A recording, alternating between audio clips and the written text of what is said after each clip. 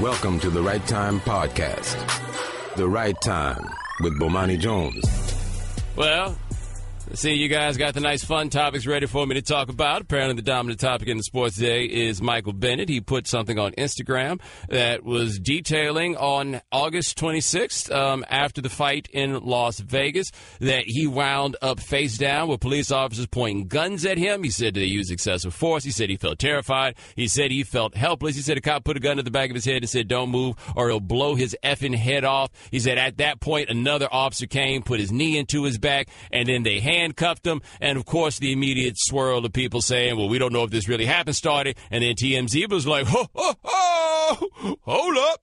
And then TMZ had a partial video that seems like one of those that's going to turn into a full video, because I doubt that somebody just took a video of those 30 seconds and then sent it to TMZ. I feel like we're probably going to see more of this as it goes. Michael Bennett said that he would be hiring an attorney, that he had hired an attorney.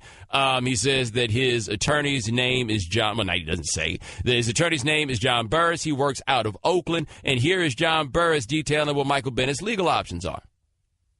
Well, the legal options are that you can file a federal civil rights lawsuit alleging that at the very least, that the stop and detention was unlawful, the use of the weapons and the manner in which they were excessive, and the detention was excessively long, and it was an intentional infliction of emotional distress by putting the gun to the back of his head and threatening to blow it off. So there are legal issues that are there that to be considered, but nothing has been decided as of yet. All right. Now, look, I'm not a lawyer. I don't know how this goes with the court. I know how things go in criminal court. Cops typically get off of these sorts of things. I do know, though, in civil court that cities tend to pay out larger judgments on this. You would think that citizens would get tired of their tax dollars being set on fire, as I always hear about your stinking tax dollars. However, this seems to be an expense that people are willing to incur. I wanted you to hear that sound. Actually, if you could play that one more time, because there's a part I want to highlight. Well, the legal options are that you can file a federal civil rights lawsuit alleging that at the very least, that the stop and detention was unlawful, the use of the weapons and the manner in which they were excessive, and the detention was excessively long, and it was an intentional infliction of emotional distress by putting the gun to the back. That intentional infliction of emotional distress. So I watched that video. Now, I want you to know, I am generally out of the business of watching videos of police brutality. I am absolutely out of the business of watching people being killed on videos. I don't feel like this internet was established so that we can more readily send videos out of people dying. It's hard on me. I think it's almost disrespectful to a point. I'm just done watching the videos of people dying. This one came out, and it was like, okay, I guess I need to watch this. So once it hit, I hit the button, and I guess by the time the video starts, you see Michael Bennett. He's laid down, face first, on the ground, and he's got, you can tell it's Michael Bennett, right? It's the beard and everything else. He's laid out. There's the one cop that's on top of him. Then there's another one that's standing higher up, and he's got a gun pointed from up there, because I guess he's afraid that Michael Bennett, with both hands behind his back, is going to turn into the Incredible friggin' Hulk, and then everything's going to go crazy, and they're going to have to shoot him. And then apparently, because he's the Incredible Hulk, he might not even kill him with the bullet, so I don't know what they were going to wind up doing next. But I'm listening to it, and while he's laid out on the ground, and I'm hearing what he's saying, and there's just something that jumped out that I'll never forget about that, which was he's laid out on the ground. This dude is laying on top of him. He's handcuffed, and he's trying to ask questions. And the whole way, he's still calling that man sir. Everybody out here that's got the question about, well, we don't know what happened before the video and everything else. You're right. We don't know what happened before that video. I do know, though, by the time you see that video, Michael Bennett's laid out on the ground with that dude treating him the way that he is, and he is still being every bit as polite as he possibly can be. And he's still out here calling that man sir. And you know why he's calling that man sir. He's calling that man sir, trying to make sure nothing happens. Because in that situation, if you've ever been anywhere near a situation like that, everything you're doing is about, depending on your perspective, making that other man on the other side, or woman, as the case may be, making that officer feel bigger, and by extension, making yourself smaller. Michael Bennett is huge. He's 270-some pounds or whatever it is. At every turn in that, the whole thing that he's got to do and what his responsibility is, I got to make myself look smaller. That's what he's got to do. Because I don't know how many of y'all have been jacked up by police in a situation where the cops have pulled a gun on you. I've had the cops pull a gun on me, right? Ain't nothing to brag about. I'm just telling you, it's happened, right? I've also had a gun pulled on me by somebody who was trying to rob me. And you know what? I wasn't scared when the dude had the gun to my head to rob me. I was scared when the cop had the gun out on me. You know why? Because I knew that dude who robbed me, I knew what he was doing. He wanted money. The dude that came to rob me wanted money. I had money. As long as I was able to turn up that money and made sure not to get a look at him, I was going to wind up being good, right? You know, jittery after the fact and everything like that. But I didn't really have any fear that man was going to kill me. I had no idea what was going to happen when the cop pulled a gun out on me. Because I don't know what the cop wants, right? Cop don't want money. There is no, just simple transaction that is taking place. There's no quid pro quo that you wind up on that one. All you are is a person with a gun to their head where there's no reason to have the gun to your head, and all you can hope is that nothing happens to make somebody use that gun. That's all you got. And that's where Michael Bennett was, calling that man sir. Now, can you imagine that? Can you imagine being Michael Bennett, being rich, being famous, right? Being a somebody, at least in the ways that the society says that you are somebodies. And you laid out on the ground, and this dude right here has the power to make you call him sir. Now, you want to talk about the infliction of emotional distress? That was the part for me in watching that just had me so aggravated the whole way. Like, at some point, we could try to get into the intrigue about what happened or anything else. I figure we probably better serve waiting on that one. Where this becomes interesting is that Michael Bennett is the dude that has decided he's not standing for the national anthem. He said he's going to sit, and then he put this thing out about equality, the note on social media, and it's explained to him, this is to him, it's like why it is that I do not stand for the national anthem, because this sort of thing should not be happening. These are the things that I protest against. I've had people who have raised the question as to whether or not the cops did it on purpose because he's Michael Bennett. And I'm like, yo, how crazy is it that I have no idea? Like, yeah, you can make the argument, hey, out of all those people, that happened to be the one that they targeted, or he could have been the one they targeted just because he was the big dude. Who knows, whatever it is. But in the end, that man who's ascended to a place where you should not have to be in a position like this, at least according to the theories that people to give you, he laid out on the ground, and he got to call this man with his knee in his back or whatever, sir. In effect, begging for his life without saying the words that he's going to do it. And you ask the question as to why it is that man don't stand for this anthem. Right? Because that was so many of you guys. Remember that. Like the thing with Kaepernick when it first came down, it's like, oh, yeah, you don't love America, but America allowed you to make all that money. Well, how come America allows cops to do the man like that? And I think that's the question that we need to start answering, and that people have such a tendency to ignore that is ultimately so problematic. Like, let me just give you something to just kind of think about here.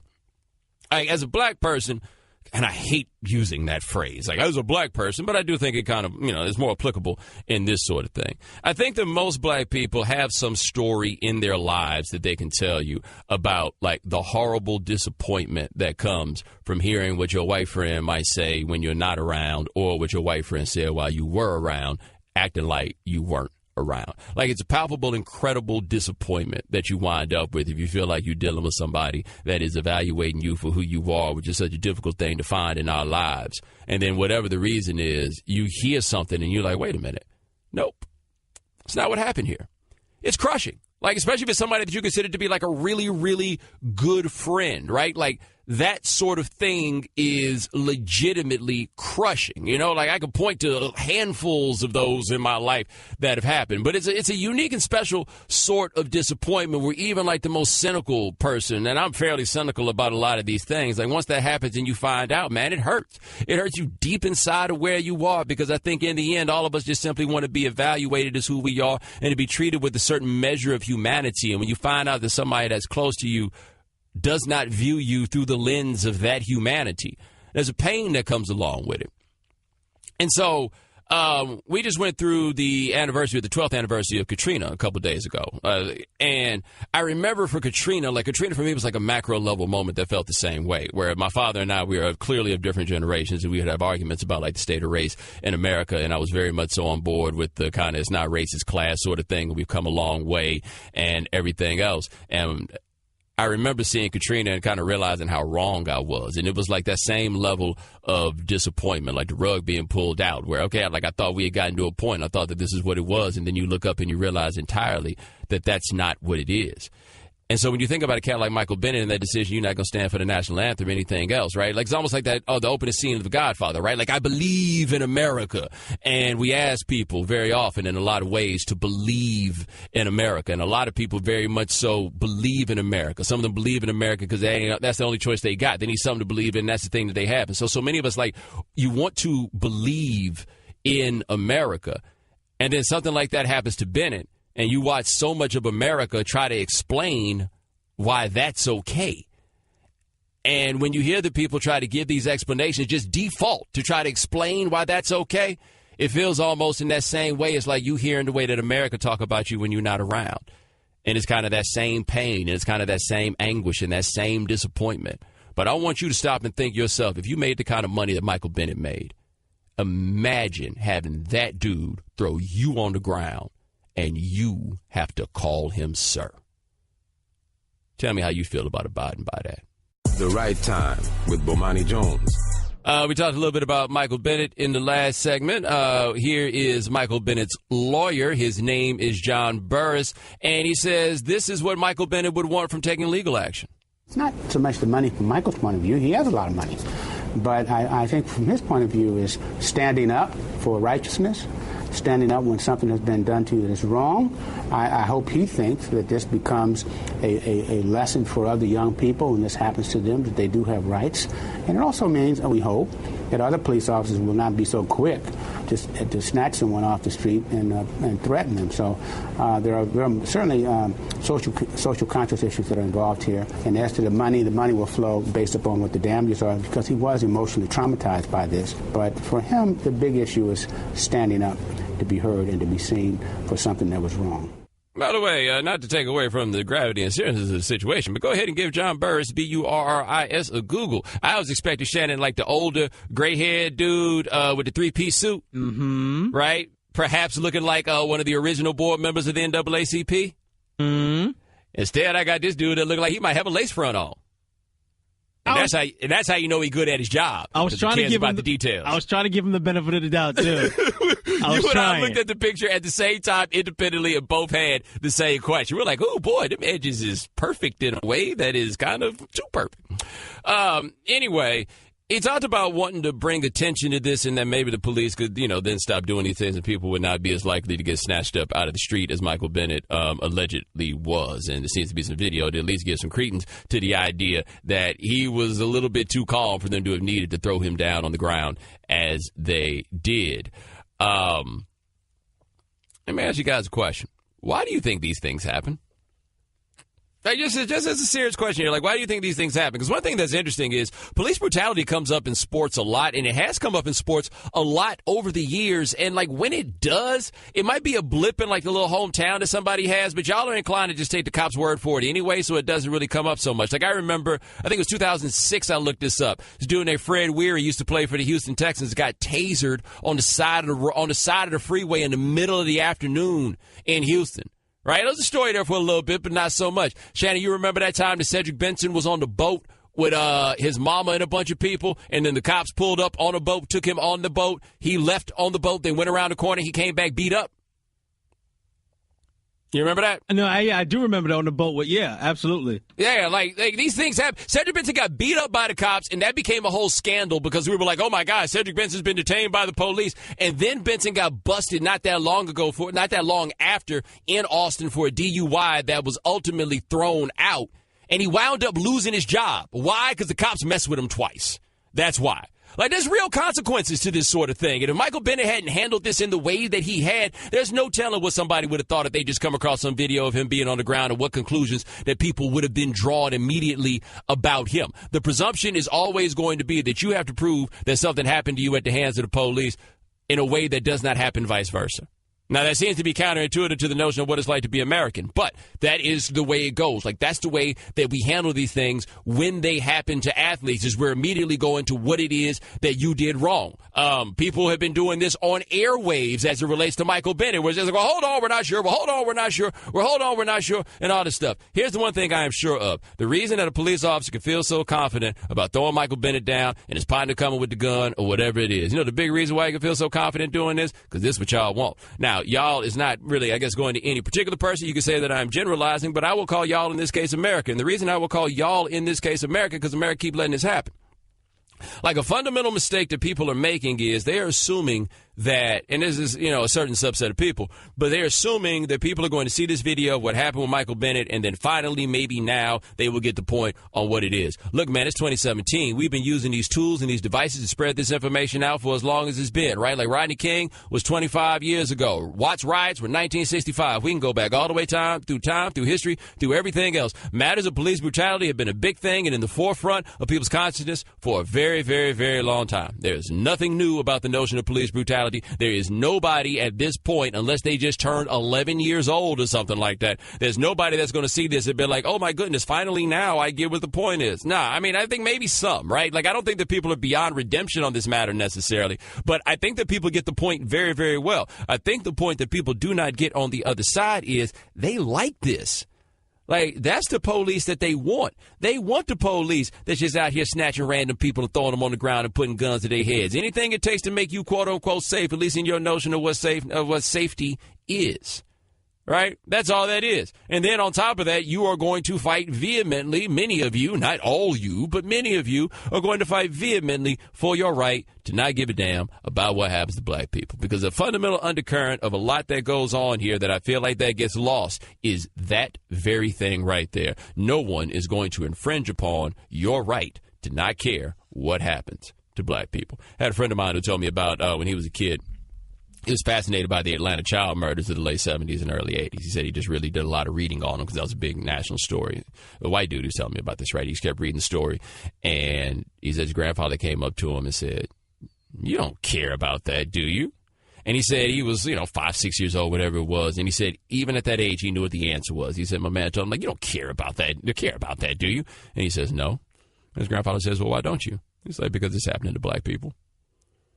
Like you said, he knew at that age that that was the right answer. And if you look and listen fundamentally to what so many people have to say about what's happened to Michael Bennett, they are fighting like hell for their right to not give a damn. So what they're going to do in many cases, they're going to come up with all kinds of excuses and contrivances to try to throw out there as to why it is they shouldn't care, why it was his fault or whatever it is. But what you will notice on these matters is that people fight like hell to defend their right to not care about how black people feel. That's why in these cities where they take down the Confederate statues by vote by committee or something like that, nobody really complains. As long as they feel like white people are the ones that are actually behind it, they good with it. Once it seems like black people are demanding it be done, now people are going to have a problem. Why? Because no one will infringe upon their right to not give a damn about what happens to black people. And ask yourself if that's what you're doing. Because I think that's a part that maybe you don't notice, like an undercurrent in this that you don't see it, you don't realize about yourself. Ask yourself when these things happen to black people, how hard you're willing to fight to say that you don't have to care. Right? Ask yourself how far you will go to explain to folks why this is irrelevant to you. Right? Or why anybody else shouldn't care. Or why is it that you care now, but you didn't care about and everything else. Everything winds up going back to why it is that you're not required to care. And you know what? You are not required to care. I just don't know why it is that you think that you're not required to care about what actually happens to people. And then you think those people are required to care about standing for a song and a flag. Figure it out. The Right Time with Bomani Jones. All guests join us on the Shell Pennzoil Performance Line. Just like our next guest, he covers the Dallas Cowboys for the Fort Worth Star-Telegram. He's also like the King of Dallas, man. I was trying to find a tailgate last year at Thanksgiving, man. Clarence had me set up with everybody. Clarence Hill of the Fort Worth Star-Telegram. When did you become the King of Dallas, man? Some of my friends went down to Dallas this weekend and said you had him set up because you're the King of Dallas. Man, it's I've been here a while. I've been covering the Cowboys a long time, and I'm a man about town, so it is what it is. How you doing? I'm good, man. I'm good. Now, with this Ezekiel Elliott case, yesterday we were hoping to have you on, but it took Harold Henderson too long to come to a decision, so the suspension has been upheld. How likely do you think it is that Zeke can get a win over the NFL at the very least on a restraining order? Well, I think he'll get the TRO. Just sitting in that proceeding, and that was just a tremendous treat just to watch those lawyers go at it. And that Jeffrey Kessler, he earns every money he gets from the NFLPA because he ran that proceeding. But just listening to the judge yesterday, it seemed like he's inclined to hear the case, and he'll probably grant the TRO. He has until Friday. But he was basically parroting everything Kessler was saying. He was questioning the NFL hard on all the issues and regarding Kia Roberts and the procedural issues. And he just basically said this is something, he has concerns. And again, just because he has concerns, just because he has questions, doesn't mean the NFLPA and Elliott will ultimately win, because the focus is so narrow, the scope is so narrow within the CBA and how they can win this case in court. They've lost against Peterson and they lost in the Brady situation. But, certainly the judge yesterday told us that the facts are different in this case than Brady and Peterson.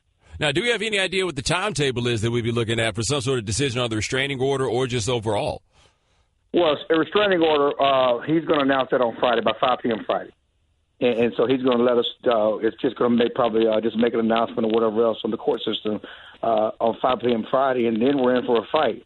If he gets a restraining order, look for him to be able to play all season, and this thing goes to a fight that's going to be months long. And remember, the NFL certainly feeling that L they took yesterday, and most likely something they were going to do anyway, but they already filed their own lawsuit in New York, and they did that Tuesday night, trying to make a change of venue, change of jurisdiction, trying to get this thing out of Texas into New York. All right, we're talking to Clarence Hill of Fort Worth Star-Telegram here on The Right Time. Now, we haven't heard that much from Jerry Jones since the suspension itself came down, but what has he had to say, or what have you guys heard about his thoughts on things as this has gone farther? Well, I know personally Jerry's very upset and very angry. He was told by a high-ranking official in the NFL office that there will be no suspension. There was no case and no suspension. And that's why he was so confident and so adamant throughout all season, and certainly throughout June and July before the decision was made, that there would be no case and there would be no suspension. So he feels blindsided. He feels like he was lied to, feels like there's some credibility issues in the league office. And he's being quiet right now because he doesn't want to spoil the case. He knows it's in court, and certainly he didn't want to say anything before the appeals hearing and all that other stuff. But, he's told us when it's time for him to talk, he has a lot to say. Now, how has the team handled Zeke after all of this? Because Jerry is kind of a redeemer of sorts. He takes on guys with their different sets of problems. But Zeke Elliott, at least on paper, is not the guy. This isn't Des Bryant with all the family questions and everything else. This is a guy who's had his parents around and all these things that people say are important, but seems to keep getting in trouble.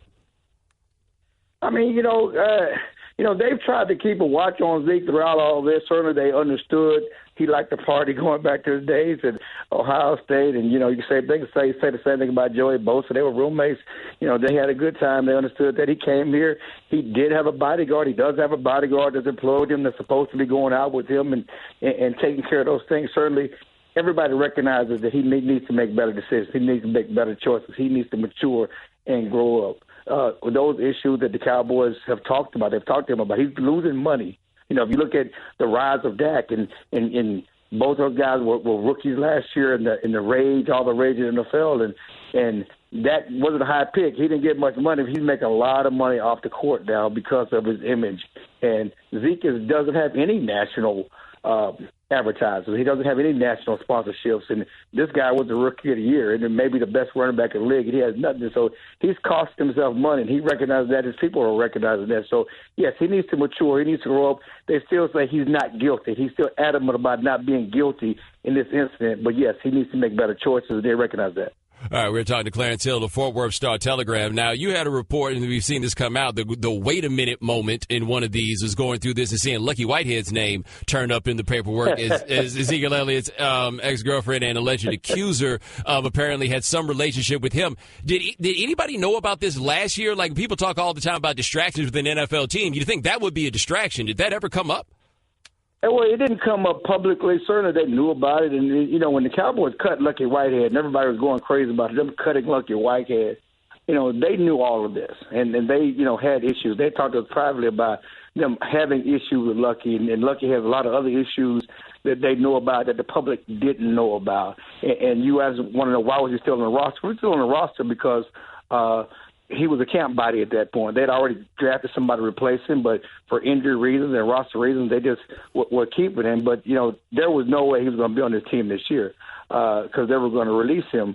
And so when that thing happened in Virginia or D.C. or whatever else, he was falsely accused of that situation, they cut their ties. And it was so much going on with him. But that whole situation of him messing with Tiffany Thompson, Zeke's girl, and the pictures coming back, that was just a number of issues that Lucky had with his team. But, yeah, this whole case has been so salacious. If you look at everything that came out, from the appeals and everything he testified to, from the abortion to doing coke and other drugs in college to that sort of stuff. And that's the thing about it is Elliott has, say what you want, and you may question morals and his decision-making, but he's been honest about a lot of things in front of the judge that don't make him look bad, don't make him look good, that make him look actually bad to a lot of people, but at least he was honest about it. All right, we're talking to Clarence Hill of the Fort Worth Star-Telegram. And the last question for you is actual football question. If Elliott misses these 6 games this season, what do the Cowboys think they can do without him? You know, they're very confident in their running game. They're very confident in what they have with Darren McFadden and Alfred Morris and those guys being able to run the ball. Certainly those guys are not as good as Zeke in terms of taking it to the house and being short yardage runners, but they're confident in being able to run because they still have this great offensive line. They're also going to lean more on Dak Prescott, and he's a guy that's ready to take on more. You know, he's not just a bus driver. Ooh. Think we lost Clarence Hill? Not sure what happened there, but it was about that time anyway. Shannon, it might be the year that Darren McFadden puts it all together. Just a thought. Okay, Kevin, for the grand prize of $1 million, what color is the White House? I know this. 5 seconds. Oh, switching to Geico could save you a bunch of money on car insurance? Okay. Judges? That's true, Kevin. They'll allow it. Congratulations. You're a winner. Woo! Geico, because saving 15% or more on car insurance is always a great answer. The Right Time with Bomani Jones. Bucs Dolphins has been postponed due to Hurricane Irma. The teams will now play in Week 11. I don't know how many of you guys drafted Buccaneers or Dolphins, but I will be the guy to come out here and say this has a real effect on the way we're going to start this fantasy season, Shannon. Like nobody's expecting to have it. You think I drafted Deshaun Jackson? Think I wouldn't have him for week 1? Come on, man. The bye week is part of the process, right? Like the bye week, you got to make sure you don't have your whole team out on the same bye week. I've done a lot of work around now. Now, I don't know. Let me look now who has to play wide receiver for me now that this has happened. Yes, I know the storm is a very big deal. I used to live in Miami. I hope everybody's safe, but we are talking about the actual like nuts and bolts football elements of this. And one of them is now these teams have to play 16 straight games. Now, I understand that there's a generation of football fans that has never known a life without a bye week. In fact, some of us, Shannon, you remember that year that we had 2 bye weeks? Y'all remember that one? I want to say it's like 93 and 94, we had 2 bye weeks. It was an 18-week season. Okay, I guess not. You're just... really got me. I really forgot that. Look it up. There was one season where there were 18 weeks and it just dragged the season on so people weren't really trying to hear it, right? But it used to be they played 16 straight weeks. You look back on that and you were like, wow, how did nobody ever come up with a bright idea beforehand to throw in a bye week? That seems silly. And Chris Baker of the Tampa Bay Buccaneers, he appears to agree. Well, I guess we'll find out. I just know, even just going 8 straight weeks, when you go home and you're going through the aches and pain of just, playing in a football game, and you need that 8th week or whatever week you get your bye week on just to relax, get your mind away from football, and to go 16 straight weeks, It's hard just to make it through a 16-week season without a break. So now just go 16 weeks straight is going to be very tough for both teams. That's still a tough decision because you put us on a neutral site, we'll have to leave our families. So none of us want to leave our families to play a football game. So. By the way, Shannon, I feel like my man right there, I feel like they need to, get him a teammate who cuts his eyebrows so that dude can be chopped and he can be screwed. Because he sounded like he was screwed. When I first heard it, I thought the audio was messed with. I thought it was chopped and screwed for a second there. I got a pocket full of stones. Look, that's what I thought we had from him. Yo, man, 16 straight weeks of football is insane to consider. We had a guy call in yesterday, and he made the best point I think I'd heard about, how to think about what it is playing football. And he's like, look, man, imagine going out and fighting 3 rounds against Evander Holyfield and then doing it again next week and then doing it again the week after that and the week after that and the week after that. When this thing first came down and they were talking about maybe having to postpone the game and 16 straight games are all bad and everybody's like, hey man, there's a hurricane coming. These dudes are like, yeah, a hurricane's coming, and you know what's coming next Sunday? A hurricane in pads that is going to hit us. This is such an L for the players. I had people that hit me up and they were like, yeah, well, what's the union doing? And I don't know what anybody was supposed to do here because everybody's out here for the money. So you're not about to cancel a game. Like, canceling a game is not an option. That's not going to happen. They couldn't just play the game in Tampa, I don't think, because, Shannon, I haven't seen exactly what's going on with this storm, but it don't feel like Tampa far enough away. Yeah, no, it might be on the other side of Florida, but that's not far enough. Like, when I seen the pictures of Hurricane Irma on the satellite, it's like when you go watch those Jadeveon Clowney recruiting tapes. Like, it's not like, oh, I wonder what player it is that I'm looking for. No. That big old mass right there, like, that's what it is. They couldn't move that game to Tampa. They had no real option. They could try to go a neutral site. I think everybody was trying for that. I mean, I'm assuming that the Dolphins and the Buccaneers would have preferred a neutral site, even if the Dolphins would have walked away for some money, because you don't want your guys playing 16 straight weeks. You don't want that. You don't. But this is what we got. Now, we will take this and turn it in a different direction for something that we wanted to talk about yesterday, but I thought of it too late. So I'm going to hit it right now, man, because I always feel like people underestimate just like what the damage is that comes from playing football, even though a whole lot of y'all didn't want to play football in high school because they hit too hard, or you got to college and you didn't want to play football because they hit too hard, or you got out there in 7th grade, looked around and realized you ain't want to do that because they hit too hard. It just wasn't what you was about. So call us here, 888-729-3776. We'll take your calls all through the show. Tell us about the day that you realized you were done playing football. You might have played a little football before. You might have played a lot of football before. But the day that you just looked up and realized, like, nah, bruh, I'm not here for this. I'm not here. Like, I got a homeboy. Now, please understand this about my homeboy. My homeboy used to go by the name Crazy. He got Crazy tattooed on his wrist. When he come to my mama's house, my mama says, hey, Crazy, good to see you, right? Like, this is who he is. He said when he was in high school, him and his partners were out playing playing touch football out there, and the coach saw him. He said, the coach was like, oh, yeah, why don't you come out here, try out for the football team? So he came out there. He got out there in the pads. He did everything that was, to play football. He said it was all good. Then they're like, okay, cool, man, let's get some other people out here. And he said they put a safety out there that was like an all-district safety or something like that, man. He said he caught a pass. Something happened. He said that safety came and hit him. He said he stood up. It was one of them helmets that the strap at the top and at the back. He said he grabbed it on both sides, undid that chin strap, took off that helmet, handed it to the coach, didn't even look at him, and just walked away. The coach like, where you going, man? No. Gotta go. Because that moment right there, he realized, nope, no football for me. Stevie tweeted to us. He said his high school basketball coach quit football in high school after going across the middle and waking up 5 minutes later. He was hit by Sean Taylor. Oh. Sean Taylor made him quit literally on the spot, took his pads off, and focused on basketball. Dude, can you imagine being a high school football player and looking up and it's Sean Taylor? Like, we talked to the dude yesterday who said he had to tackle Adrian Peterson in high school. No, man, I'm not doing that. I don't need a challenge in that way. I don't have a mountain that I'm trying to climb. I'm not doing that. So y'all call us, 888-729-3776, the day that you realize that there was no more playing football. Hey, Shannon, think about it like this. People play rec league basketball. They play rec league baseball. They ain't playing no rec league tackle football. The Right Time with Bomani Jones. Oh, boy, we've asked you guys to call in with your story about the day you realized you were done playing football, and y'all were like, man, I can't wait. We'll get to that in a second. 888-729-3776. That is our telephone number. Actually, let's go straight to this one. I talked a little earlier about Michael Bennett, and I talked about, generally, my belief that the reason that the state of affairs is what it is with police forces and citizenry and everything else is this is the way that people want it to be. Right? That the people who have the power to change these things, this is the way they want it to be. Therefore, it's not going to change. So you can keep pointing out what's happening and hope that people see the problem, assuming they think it is a problem. So let's hit the phones and talk to Ben in South Carolina. Hi, Ben. Hey, Bomani, how you doing? I'm good. Good. Just to start out, I'm a white guy. Really? I grew up in Vermont.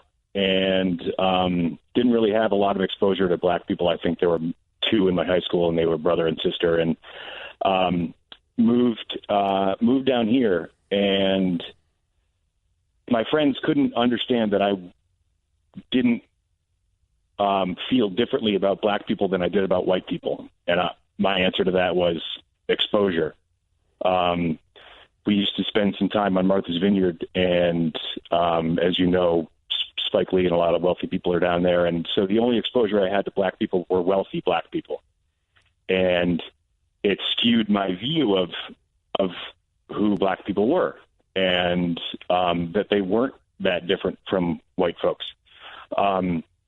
And a friend once asked me, if you were walking down the street and you saw a black guy on one side and a white guy on the other side, would you walk towards the white guy? And I said no, because the only white guys the only people who've ever beaten me up were white guys.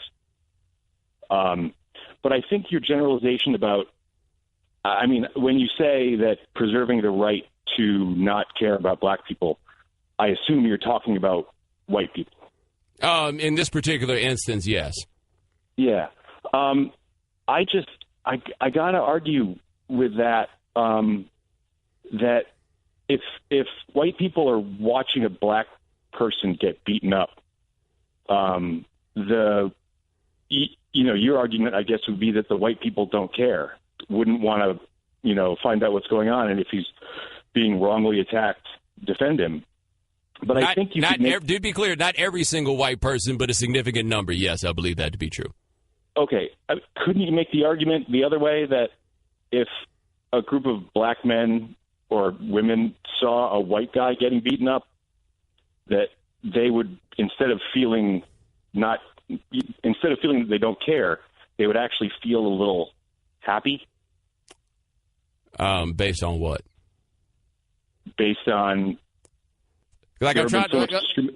I hear what you're saying, but I think that you can look at the behavior of black people in America for a long time and say, in spite of all those things, we still cling to and hope for the acceptance and affection of white people. We still do.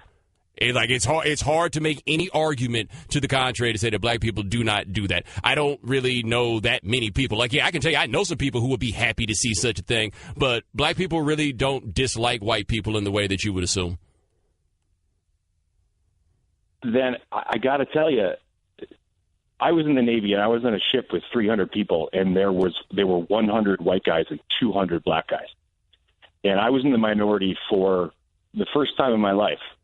And these were guys who were willing to put their lives on the line for me. And when it came to whether it was, battle or whether it was putting out a fire on the ship or whatever it was, people say this and people call it out for BS, but I didn't see color. I saw a person, a human being who wanted to save my life. I really appreciate that. I'm honestly glad to hear it.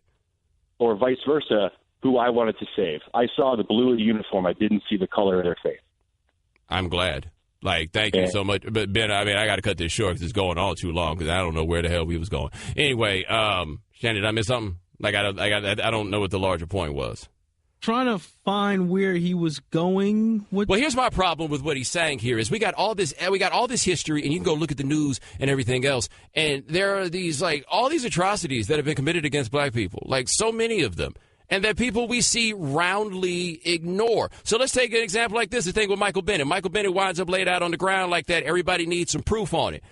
Shannon, you remember anybody saying anything about that yoga instructor when she got killed walking up on the cop car saying how she shouldn't have walked up on the cop car? Right? What was the woman in Utah where the cop dragged her out and arrested her for not drawing blood from that dude?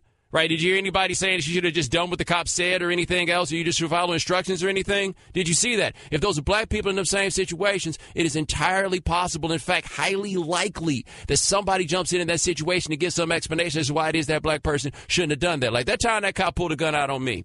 I was on Interstate 65 in Owassa, Alabama in the year 2000, and I got my oil changed before I went on a road trip. My man forgot to plug the alternator back up, so the car died. So we called the cops to come get us, or somebody, because I had to call the cops.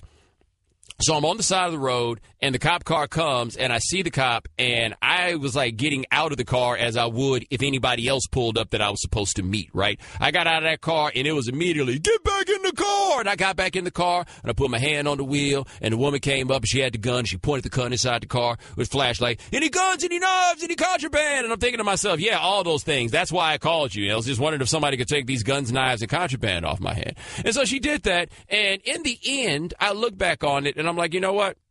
I see why it went that way, right? I can go back and I can do the steps and I can say, I see why it is that it went that way. And then there are other times after I do that, I look at myself and I say, wow, I really am at a place in the social positioning and hierarchy that I'm explaining to myself why it was okay for that woman to pull a gun on me when I don't think that she would have pulled a gun on a whole lot of you. Like, I got to explain that to myself. Like, that's what this is. And that's like what I think about when Michael Bennett laid out on the ground, calling that man sir. Like, even in that situation, you got to pay the utmost deference. Even if you have to pay the utmost deference to somebody that's treating you like you less than a human being. What the hell is that? Anyway, let's get back to the fun part of this. We were talking about this. Shannon, you said you never played football, right? I never played tackle football. You never played tackle football. You ever play even like recreational tackle football, just like, in like elementary school? No, it wasn't a big thing. Remember, I grew up in Brooklyn in the 80s. Like, football wasn't what it is now in New York. It was baseball and basketball. Yeah, man, I went to Texas, man. When we moved to Texas, man, so, we played tackle football, recess, elementary school, all of that. Like, that's just what we did. We played the tackle football. That was the game. I told y'all yesterday, man, that dude reached down and grabbed my face mask and picked me up and threw me backwards, and I was parallel to the ground before I hit it, and I was right there. I didn't quit football that day, but football quit me. What about the day that football quit you? 888-729-3776. That's our telephone number. Let's hit the phones and talk to M in Virginia. M, thanks for calling the right time.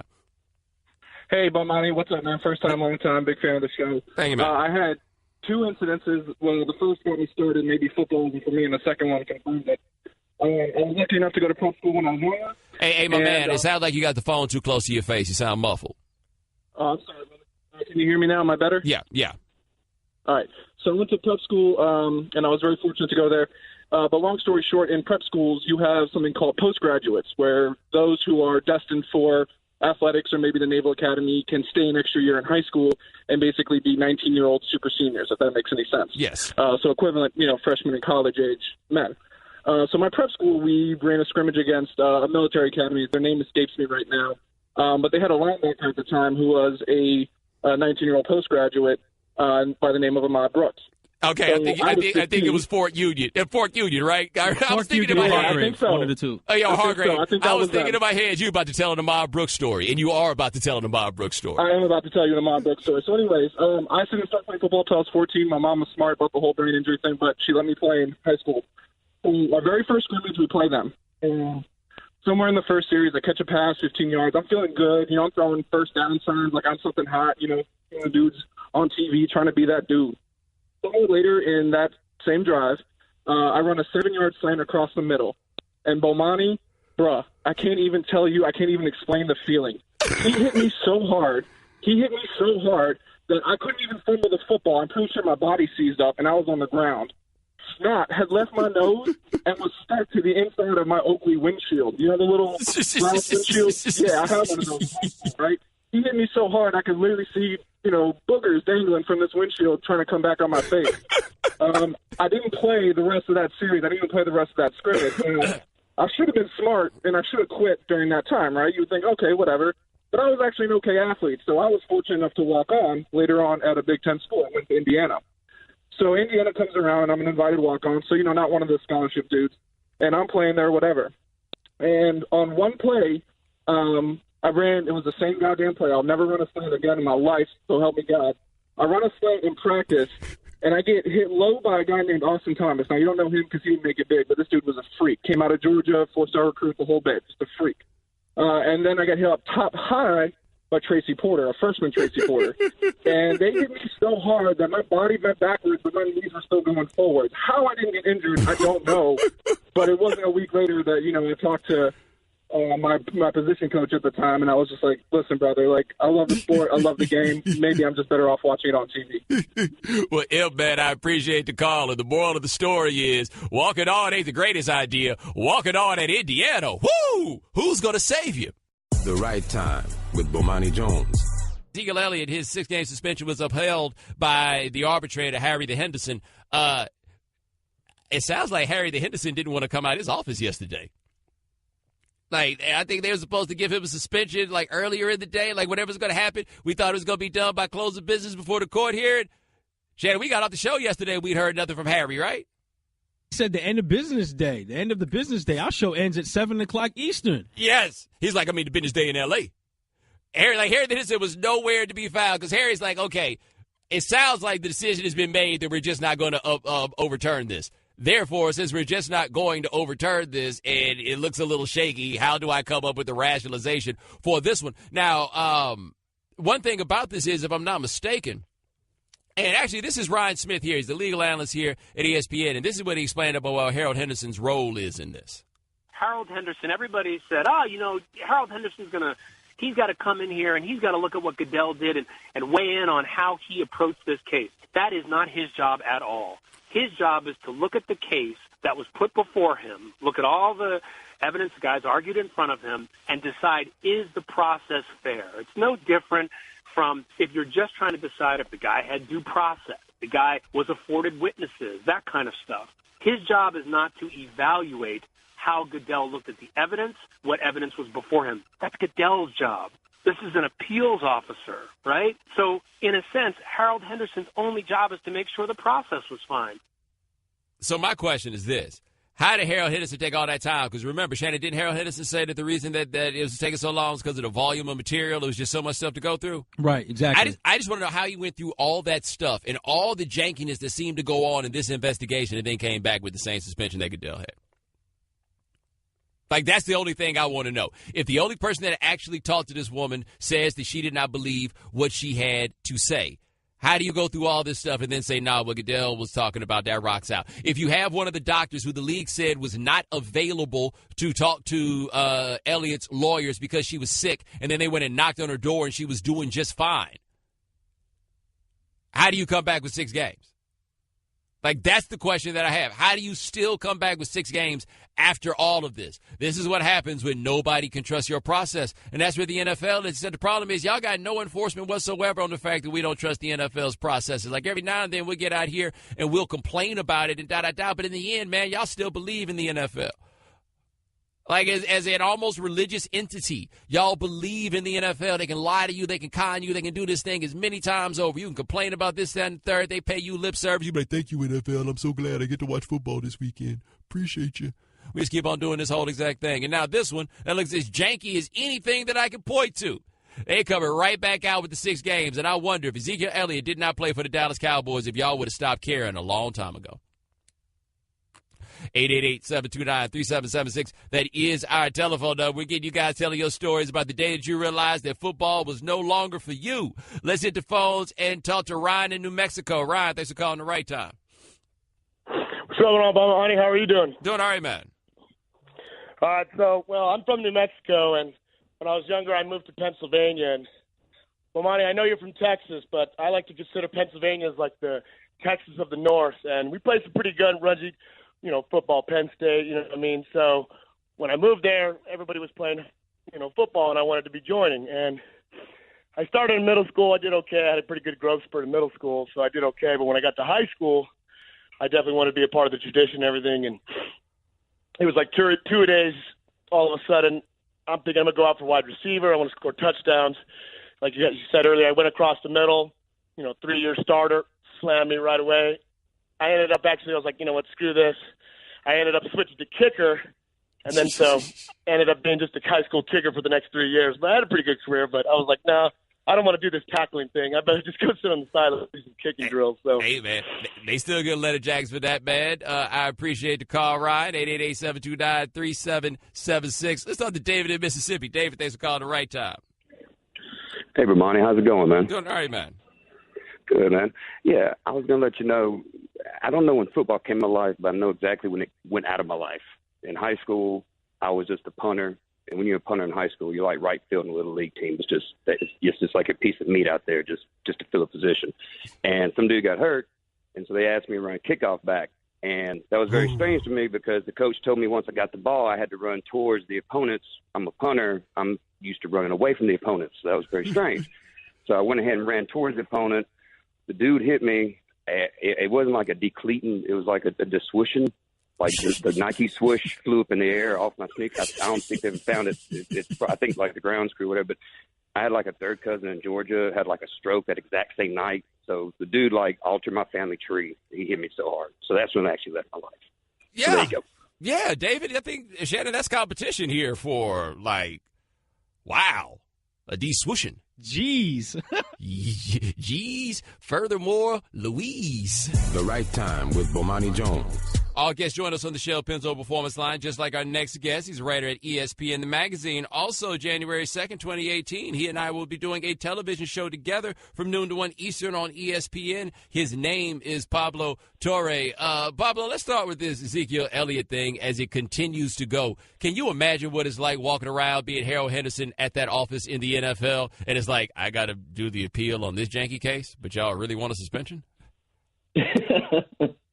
I don't know Harold Henderson's background. I know we know enough about his background to know that we can point out exactly where he's contradicted himself, in the sense that he said, I cannot disprove or refute the position of the commissioner, and yet he has done that previously, the Greg Hardy stuff and all that. But man, like, the one thing we asked from the NFL was transparency. We wanted transparency.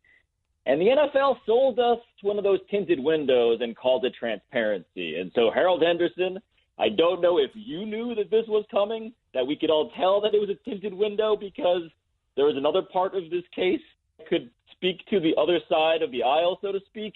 But, man, that is not an assignment that anyone should look forward to. I do have to say, though, Pablo, remember when I tried to tell you that we didn't know if this was transparency? You thought did. we had transparency. You did. I mean, you had the great line about how credibility is like insurance, and the NFL has no credibility, and you were right on that. What I was fooled into thinking was that the NFL could not be this dumb. I really thought that they wouldn't be this dumb, because after everyone says to you, all we need is transparency on this, like the smart people in our business were at the point of saying, look, we know that this is messy. We know that the legal system finds this messy. We know that there are often no heroes in this interpersonal, deeply personal dynamic when it comes to domestic violence. So all we need you to do is be upfront with your thought process. Just be upfront and transparent. And the NFL gave us that long memo, that official letter on league letterhead, and all they needed to do was explain their thought process, and they lied about the thought process. So they were dumber than I thought, and that is something that I didn't think I'd say about the NFL. And see, that's an interesting thing. We're talking to Pablo Torre of ESPN, the magazine. One, I'm assuming that you didn't think they could be dumber than you thought because you thought they were pretty dumb. But that is you made a colossal mistake that I have learned to stop making in this world, which is thinking that people can't be too stupid to do something. I mean, did they just not think? Did they not realize that the investigator that they apparently, of course, did not listen to, who recommended, the investigator who talked to the woman in question who recommended no punishment, did they not think that detail would get out? Like, that's the thing that stuns me. The NFL, even forget the stupidity on the level of the semi-complicated level of adjudicating domestic violence. Let's just take this on the level of leaks. Let's take this on the level of, does information get out in stuff like this? And does information get out even when the NFL does not want that information to get out? And we learn in every single case like this, of course the NFL doesn't control the information. So what was the end game here? That's what I don't understand. Well, it's interesting you mentioned that part, because there I do agree that I would not have thought the NFL would be that dumb, because if they learn anything from the Ray Rice case in terms of their own handling of it, it is things get out. Like, that would be the thing. And so you had a lot of people who had hypothesized that part of why they'd taken so long is they were afraid that maybe there'd be some videotape, some Ray Rice-like incident. Instead, it seems they tried to run a cover-up where they didn't have to run a cover-up. But do you think they can run a cover-up because they think they have a media that'll just go along with whatever they say? That's what I'm left with, is that they thought they'd be protected on this, in that being on the right side of a thorny controversy like this, being on the side of law and order in a situation where we've all been crying out for some semblance of law and some semblance of order, would have immunized them to criticism. But we're not even talking about the Seth Wickersham and Don Van Natta school of investigative journalism, where we have somehow the scene of NFL executives stamping out, breaking the Spygate tapes with the heels of their dress shoes. Like, we're not talking about that kind of investigative journalism. We're just talking about the other party in a legal dispute having access to the information that they seem to assume would not make it out there. And that, to me, is just mind-numbing. All right, talking to Pablo Torre of ESPN, the magazine, here on The Right Time. I want to switch gears a little bit right fast, talk about the situation with Michael Bennett. And it becomes interesting because Bennett is now like the current playing face of a movement of sorts, since Kaepernick is not in the league, and he happens to be the guy thrown down on the ground by the Las Vegas Police Department. And then we have videotape. What do you make of all of this? Yeah, first off, it's good on some terrible level that we are dealing with the specifics of a case of police brutality as opposed to what we're normally left with, which is a debate about symbols that is degrees removed away from the social issue in question. And this is the case when we talk about statues and feelings and the heritage, not hate stuff. It removes us away from the actual facts and reality of racial discrimination, for instance. In this case, we can discard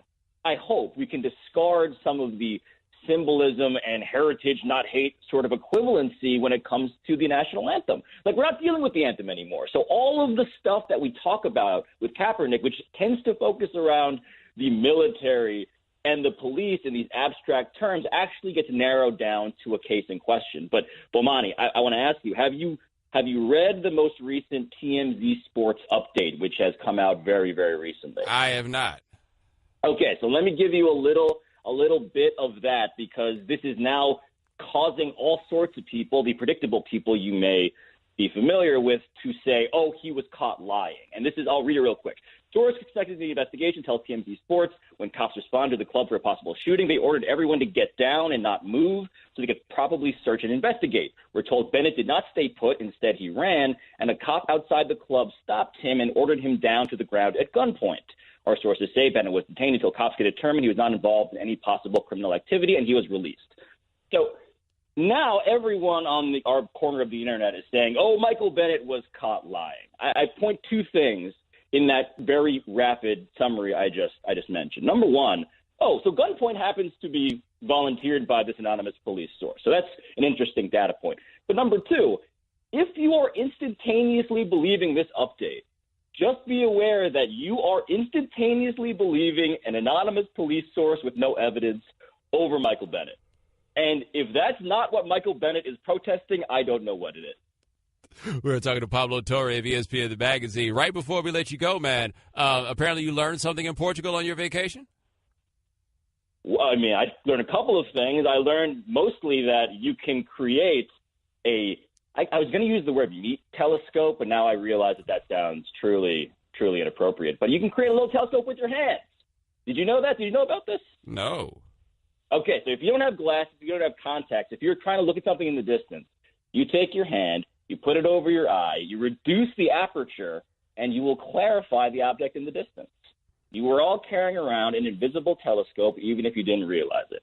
I also realized, by the way, that Cristiano Ronaldo has a museum in his hometown and also has an airport named after him. And anybody who thinks that Kobe Bryant is egotistical or LeBron James and the decision was egotistical should go to Funchal on the island of Madeira and realize that Cristiano Ronaldo has everybody else beat when it comes to building tributes literally to himself. Just remember, Adrian Peterson has an Adrian Peterson Day parade every year in his own honor in Palestine, Texas, where I'm convinced he rides on the back of. Yes, and he rides on a cutlass in the parade. Not even lying. But that is Pablo Torre. Check out ESPN the magazine, January 2nd, 2018. Bo and Pablo gonna have a television show. It's gonna be the bomb. Appreciate you, man. Yeah, of course, man. Thanks for listening to the Right Time podcast. Please come back tomorrow for more, and don't forget to listen to the Right Time with